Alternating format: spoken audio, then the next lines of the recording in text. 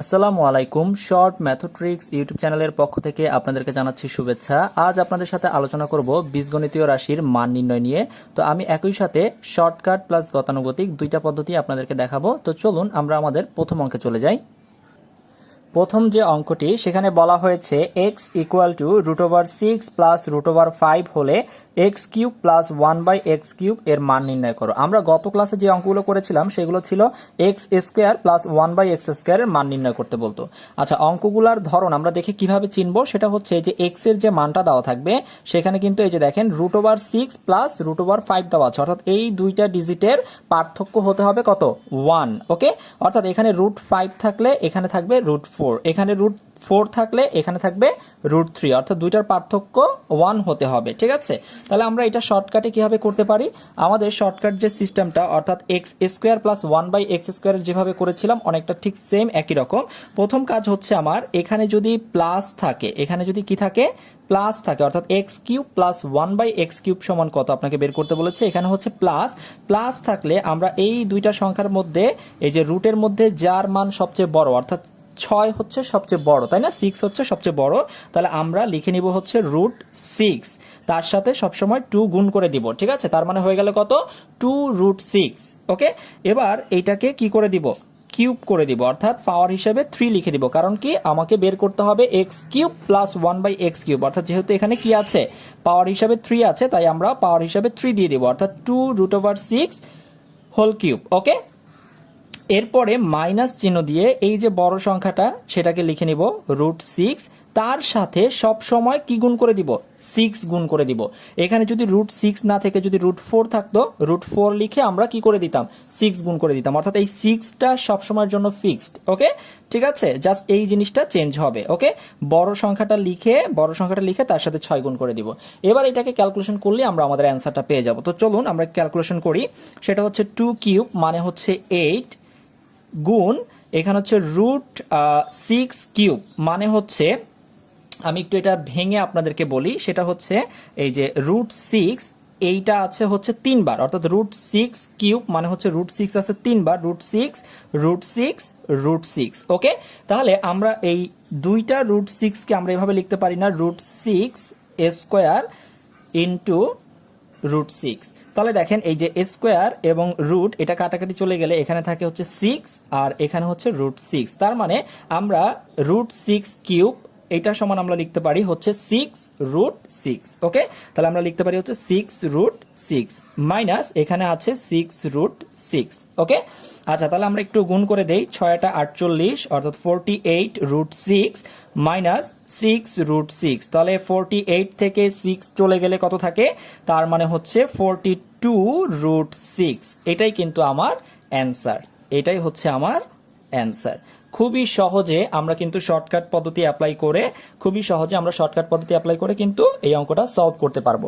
তো চলুন এবার আমরা দেখব হচ্ছে গতানুগতিক পদ্ধতি। তো ভিউয়ার্স, এবার চলুন আমরা গতানুগতিক পদ্ধতিতে অঙ্কটি সলভ করব।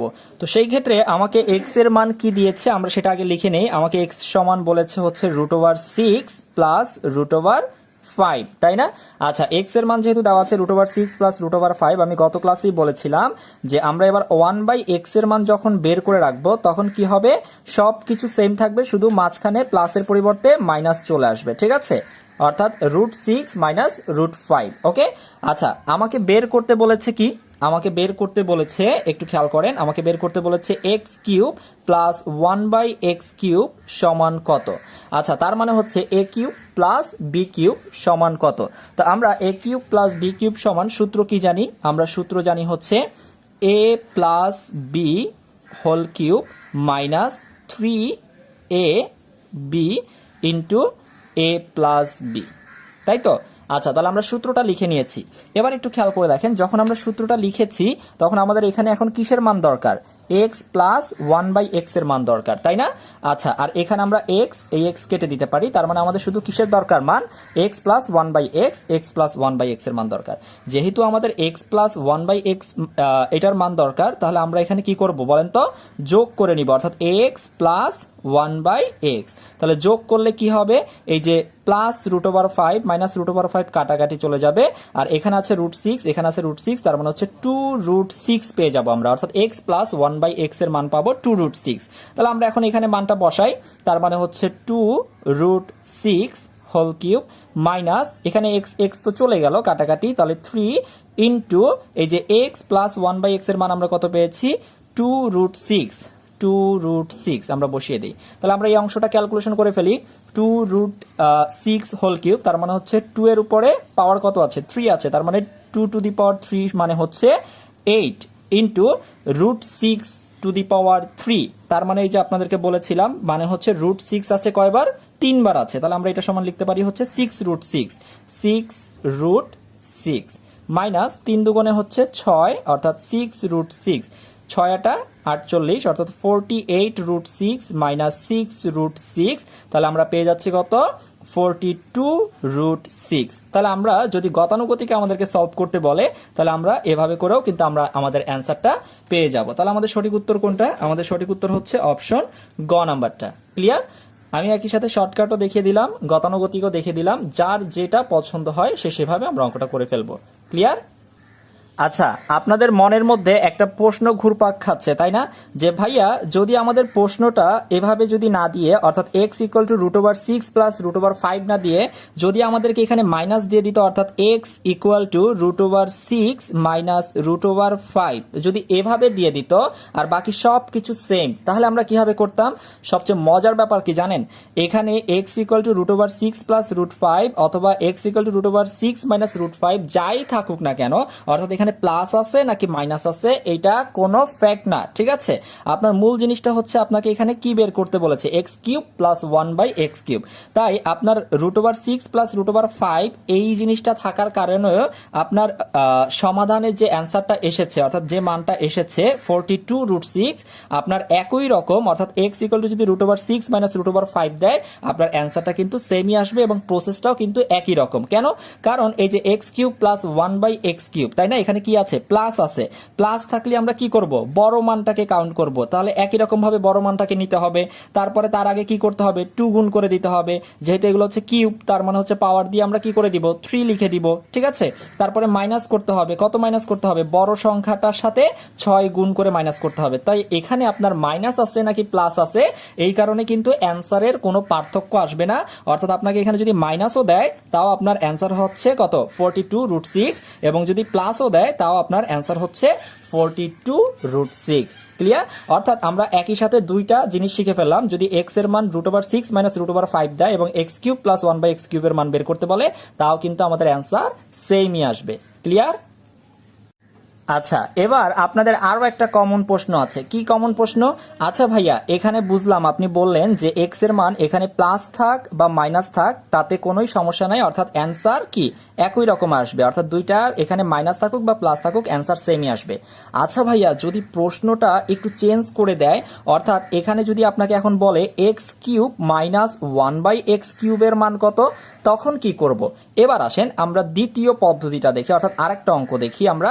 অর্থাৎ প্রথম যে পদ্ধতিটা আমরা দেখেছি, অর্থাৎ x³ প্লাস 1/x³ এর জন্য হচ্ছে এই পদ্ধতিটা। এবার যদি আমাদেরকে x³ মাইনাস 1/x³ এর মান বের করতে বলে তাহলে কেমন হবে তার একটা অঙ্ক দেখি, চলুন।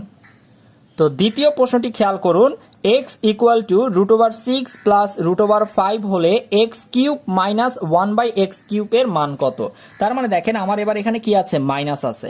যদি আপনাকে x³ মাইনাস 1/x³ অর্থাৎ এখানে যদি মাইনাসের মান থাকে তাহলে আপনার টেকনিকটা কিরকম সবাই একটু খেয়াল করে দেখেন। শর্টকাটে যদি আমরা করতে চাই, যদি এখানে মাইনাসের মান থাকে অর্থাৎ মাইনাস থাকে, তাহলে আমরা নিব ছোট মানটা, অর্থাৎ √5 নিয়ে ফেলেন, √5, তার সাথে কি করব, 2 গুণ করে দিব।